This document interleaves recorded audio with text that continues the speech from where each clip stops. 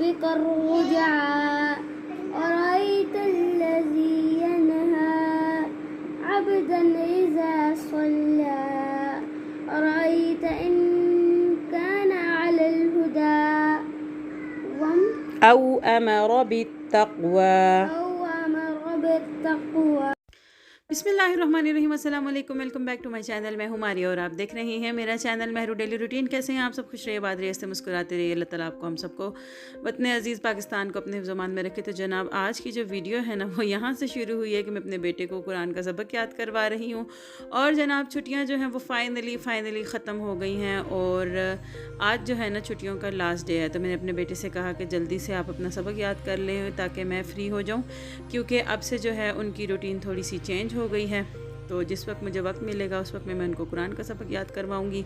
और इसके अलावा जो है ना वो अब रूटीन को बिल्कुल मेंटेन करके चलना होगा, क्योंकि बच्चों के स्कूल कल से इंशाल्लाह स्टार्ट हो जाएंगे। तो मैं अभी जो है ना वो थोड़ा सा कीमा बचा हुआ था मेरे पास और 2-3 रोटियों का आटा था। मैंने सोचा कि क्यों ना इसके पराठे बना दिए जाएं, क्योंकि पराठे बना के सभी इक्वली खा भी लेंगे। और मेरे बच्चों को और मेरे हस्बैंड को ना जो भी मतलब सालन वगैरह होता है, या स्पेशली अगर दाल के पराठे, आलू के पराठे, गोभी के पराठे, कीमा बच जाता है या कीमा भून के इस तरह से कीमे के पराठे भी बहुत अच्छे लगते हैं। तो मेरे पास ये जो सिंपल मैंने शिमला मिर्च कीमे का सालन बनाया था वो सालन पड़ा हुआ था। उसके अंदर मैंने सिंपल जो है ना वो थोड़ा सा प्याज काटा और अभी मेरे पास हरा धनिया, हरा पुदीना वगैरह मौजूद नहीं था तो मैंने वो नहीं डाला। हालांकि पुदीना था लेकिन मुझे याद नहीं रहा क्योंकि वो बाहर क्यारी में लगा हुआ था, तो वो मुझसे मिस हो गया। लेकिन खैर मैंने यहाँ पे प्याज जो है ना वो इजाफी काट लिया था। प्याज से बहुत मज़ेदार सा ना कबाब की तरह का इफ़ेक्ट आता है। तो मैंने इस तरह से जल्दी जल्दी ना पहले एक छोटे पेड़े को बेला, फिर दूसरा पेड़ा बेला थोड़ा सा, फिर इस तरह से कीमा उसके अंदर रख के फिर थोड़ा सा आटा जो है वो स्प्रिंकल किया और फिर इसको हल्के हाथ से जो है ना इसको बेला। कोशिश ये करनी होती है कि बेलन जो है ना वो किनारों की तरफ ज़्यादा रहे, क्योंकि अगर सेंटर से ज़्यादा बेलते हैं ना तो रोटी फट जाती है। उसके बाद सिंपल जिस तरह से हम लोग घर में नॉर्मल पराठा जो है वो फ्राई करते होते हैं उसी तरीके से इसको फ्राई किया।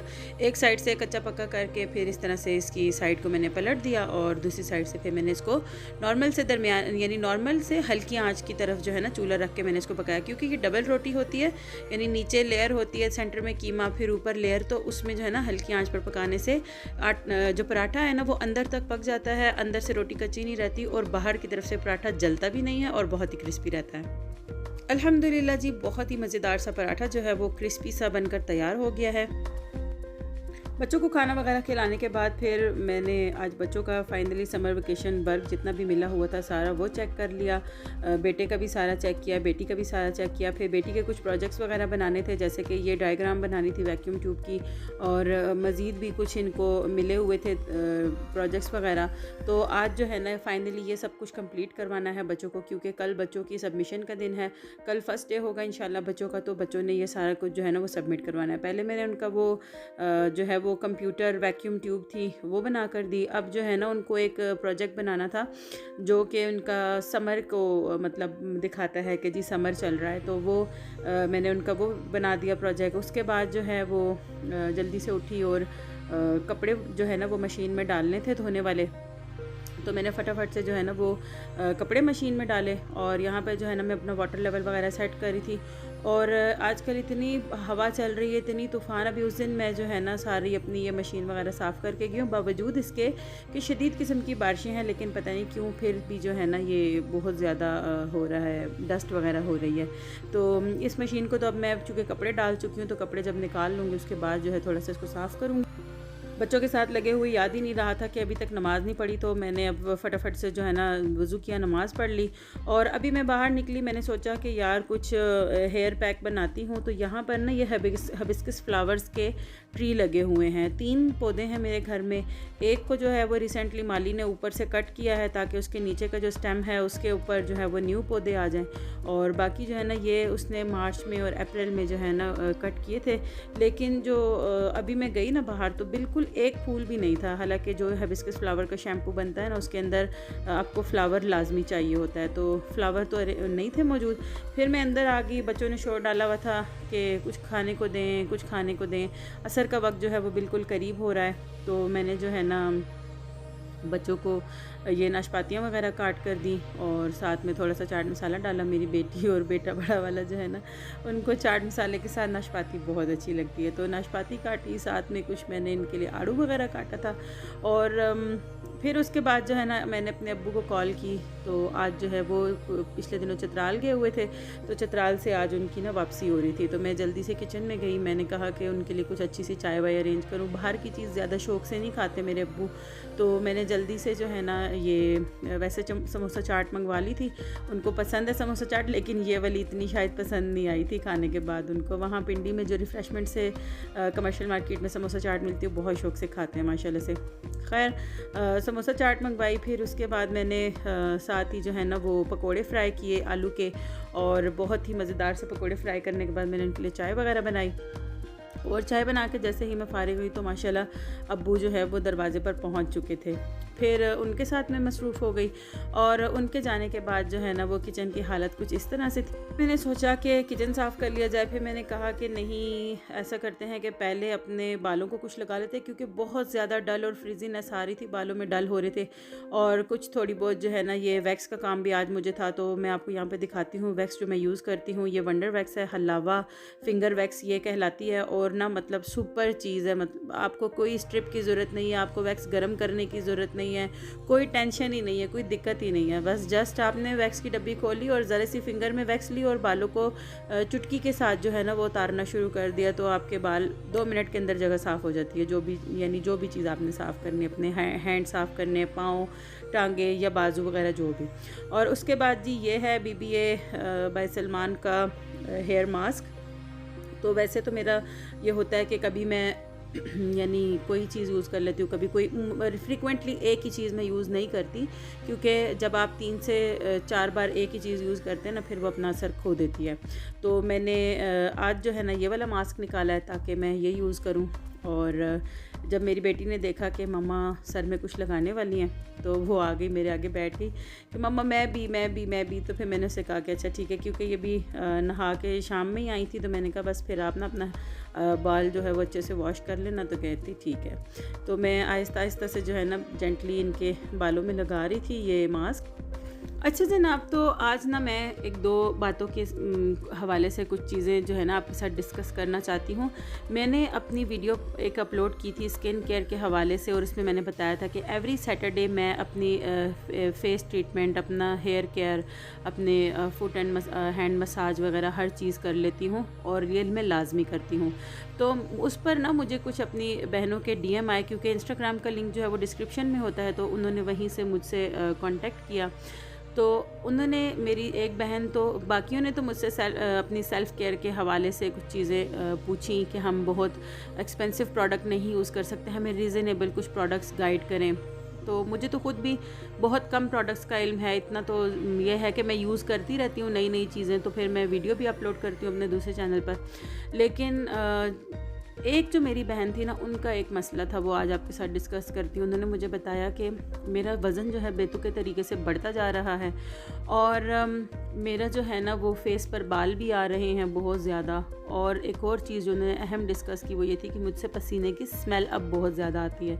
उनका कहना ये था कि पहले मेरे हस्बैंड ने या मेरे बच्चों ने कभी भी मुझे इस तरह से नहीं कहा था, लेकिन अब जो है ना मेरे हस्बैंड भी कहते हैं, और मेरी बेटी भी एक मुझे कहती है कि मम्मा आप उसी वक्त नहा कर आती हैं, थोड़ी देर के बाद आपकी बॉडी से पसीने की स्मेल आती है। तो देखें, मुकम्मल तरीका तो अब मैं यहाँ नहीं बता सकती, इंशाल्लाह फिर कोई वीडियो अपलोड करूँगी, इसमें ज़रूर आपको गाइड करूँगी। लेकिन पसीने की स्मेल के लिए फिटकड़ी का इस्तेमाल किया जा सकता है। इसी तरीके से ज़रूरी नहीं है कि आप बहुत एक्सपेंसिव प्रोडक्ट्स वगैरह यूज़ करेंगे तो आप अपनी ट्रीटमेंट कर सकते हैं। आपके किचन में बहुत कुछ मौजूद होता है, आप वहाँ से अपने मसाइल का हल जो है वो ढूंढ सकते हैं। इस वक्त यूट्यूब पर इतना मवाद पड़ा हुआ है, बस ये कि हर चीज़ के बारे में थोड़ी सी रिसर्च कर लें और उसके बाद जो है ना उसको अप्लाई करें।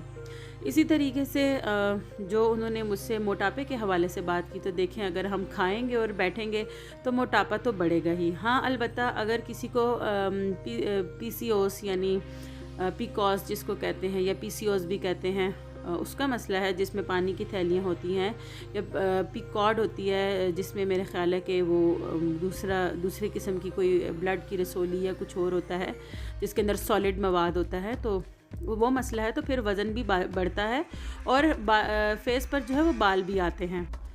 तो जब भी आप महसूस करें कि आपके फ़ेस पर बाल ज़्यादा हो रहे हैं और या फिर आपको जो है वो मोटापा बहुत ज़्यादा हो रहा है, वज़न बढ़ रहा है तेज़ी से, तो फिर जो है ना सबसे पहले तो किसी गायनेकोलॉजिस्ट के पास भी ज़रूर जाएं। और इसके साथ जो है ना, अच्छा मेरे भी फेस पर बाल बहुत ज़्यादा हो गए, जैसे मैंने आपको बताया था कि मुझे ब्लीच की ज़रूरत पड़ती है, तो उसकी वजह भी जो है ना वो PCOS है, क्योंकि मुझे भी यूट्रस में ना दाईं साइड की जो ट्यूब है उसके अंदर एक पानी की थैली है जिसका साइज़ भी अब काफ़ी इंक्रीज़ हो चुका है। खैर इसका तो इलाज हो जाता है, पहले तो मुझे पता नहीं था, लेकिन जब मुझे पता चला तो उस वक्त मैं उसका इलाज नहीं कोई भी करवा सकती थी। उसकी वजह जो है मेरी बहनें बेहतर समझ सकती होंगी। खैर तो यहाँ पर जो है ना अब मैंने अपनी बेटी को मास्क लगा दिया। अब मैं अपने सर में हेयर मास्क अप्लाई करूँगी। और एक और चीज़ यहाँ पर आपके साथ डिस्कस करूँ कि मेरी वो बहनें जो कहती हैं कि टाइम नहीं मिलता हमें अपने लिए, ये भी जो है ना यकीन जानिए कि बहाना होता है। जब हम कुछ करने की ठान लेते हैं ना तो टाइम हम मिनटों में निकाल लेते हैं। जैसे कि मेरे मेहमान गए, मेरे अब्बू जी आए हुए थे, जैसे ही मेरे अब्बू जी घर से निकले हैं तो मैंने बर्तन नहीं धोए, पहले मैंने किचन की फ़िक्र नहीं की, पहले मैंने अपनी फ़िक्र की। तो मैंने अपने सर में मास्क अप्लाई किया, अपनी बेटी के सर में मास्क अप्लाई किया, और मास्क को जितनी देर के लिए बालों में छोड़ना है ना उतनी देर में किचन में आ गई। अब मैं चूल्हे का काम तो कोई भी नहीं करूँगी क्योंकि मैंने मास्क अप्लाई किया हुआ है, तो मैं एहतियात कर रही हूँ। लेकिन जो बर्तन वगैरह मेरे पड़े हुए हैं वो बर्तन मैं फटाफट से धो लूँगी। जितनी देर में मेरे सारे चाय के बर्तन वगैरह धुलेंगे, मेरे ये सब मतलब किचन साफ़ होगा, उतनी देर में मेरा मास्क अपना टाइम पूरा कर लेगा। तो मास्क ने अपना टाइम पूरा किया और किचन की सफाई मुकम्मल हो गई। अब मैं जा रही हूँ नहाने के लिए, साथ ही मगरिब की अज़ान हो चुकी है, तो मैं सोच रही हूँ कि मैं फटाफट से नहा के फिर मगरिब की नमाज़ पढ़ लेती हूँ। अच्छा जी, तो अपने बाल वगैरह धो के और नहा के नमाज़ वगैरह से फ़ारिग हो के मैं जब बाहर आई तो मैंने सबसे पूछा कि भाई क्या खाना है, तो मेरे हस्बैंड ने कहा कि भाई चाय पी हुई है हैवी किस्म की, तो अभी तो कुछ भी गुंजाइश नहीं है, ना ही कुछ खाने को दिल चाह रहा है। तो फिर मैंने अपने हस्बैंड से कहा कि बताएं, कुछ तो लाजमी बात है कि रात को खाना है। तो फिर उन्होंने कहा कि कुछ हल्का फुल्का। तो बच्चों ने कहा कि मम्मा आलू के पराठे। मैंने कहा दिन को तो मैंने आपको कीमे के पराठे खिलाए हैं, अभी फिर से आलू के पराठे।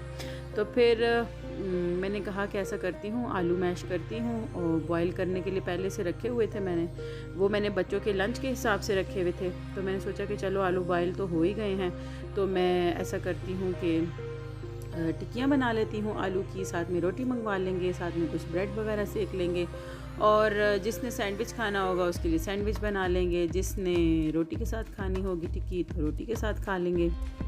बहुत ही इजी सी रेसिपी है मेरी आलू की टिक्की की। थोड़ी सी कसूरी मेथी यहाँ पे मैं लेती हूँ खुशबू के लिए, आलू के साथ बहुत अच्छी लगती है, और इसमें से मोटे तिनके निकाल के जो बाकी कसूरी मेथी होती है उसको हाथ पे मसल के वो आलूओं में शामिल कर दिए। बारीक कुटा हुआ ज़ीरा जो है वो शामिल कर दिया है मैंने यहाँ पर तकरीबन 1 टेबलस्पून के बराबर, और नमक और सूख मिर्च जो है वो हस्बे ज़ायका शामिल कर दिया है। जो लोग प्याज को जो है ना पसंद करते हैं वो लोग इसमें प्याज शामिल करें, जो प्याज को नहीं पसंद करते वो प्याज शामिल ना करें, अपनी चॉइस होती है। मैं जो अपने लिए बनाती होती हूँ उसमें मैं प्याज शामिल नहीं करती, जो जब ख़ास तौर पर मैं अपने लिए बनाती हूँ तो मैं उसमें प्याज शामिल नहीं करती। लेकिन अभी जो है वो मैं टिक्की भी बना रही हूँ और फिर मुझे सैंडविच वगैरह के लिए चाहिए, तो सैंडविचेज़ में जो है ना वो इसमें प्याज अच्छा लगता है, तो फिर इस वजह से मैं इसमें ना प्याज शामिल कर रही हूँ। तो बहुत ही थोड़ा सा प्याज मैंने कटिंग शीट के ऊपर हाथ से ना बिल्कुल बारीक करके वो प्याज शामिल कर दिया। ज़्यादा प्याज इसमें नहीं जाता क्योंकि ज़्यादा प्याज से ना बिल्कुल जायका अलग हो जाता है। और साथ ही जो है ना इसके अंदर हरा धनिया शामिल करूँगी, हरी मिर्च अवॉइड कर रही हूँ, अपने और अपने हस्बैंड के लिए शामिल करूँगी और बच्चों के लिए नहीं करूँगी, क्योंकि बच्चों ने सुबह में फिर ये जो है ना इसकी टिक्की बना के बच्चे लंच में ले जाएंगे, या जो ब्रेड के अंदर सैंडविचेस होते हैं ना, वो बना के बच्चे लंच में लेके जाएंगे। तो जनाब आलू के मसाले को अच्छी तरीके से मिक्स कर लिया सबको। फिर मैंने पतली पतली सी टिक्कियाँ बनाई। बाज़ लोग जो है थोड़ी मोटी टिक्की पसंद करते हैं, तो आलू की जो ये टिक्की होती है ना, ये मोटी नहीं मज़े की लगती, ये जितनी पतली होती है उतना मज़ा देती है। और इसको मैंने अंडे के बगैर फ्राई किया है। बरसात का मौसम है, अंडे वाली चीज़ वैसे ही अजीब सी लगती है, तो इस वजह से जो है ना अंडा नहीं लगाया मैंने। ये अंडे के बगैर भी बहुत अच्छे तरीके से फ्राई होती है, थोड़ी सी तेज़ आंच करके, बहुत ही लाइट सा ऑयल, इतना ऑयल के एक टिक्की के लिए हाफ़ टेबल स्पून ऑयल जो है ना वो काफ़ी हो जाता है।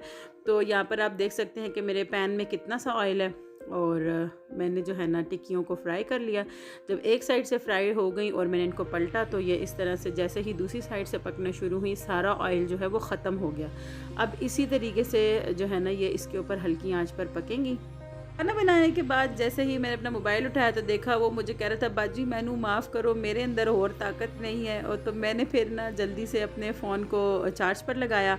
फिर मैंने जल्दी से जाके बर्तन वगैरह धोए, किचन साफ़ किया, सुबह के लिए आटा गूंदा, बच्चों के बॉटल्स निकाले, और साथ में मैंने बच्चों के टिफ़िन बॉक्स वगैरह धो के रखे।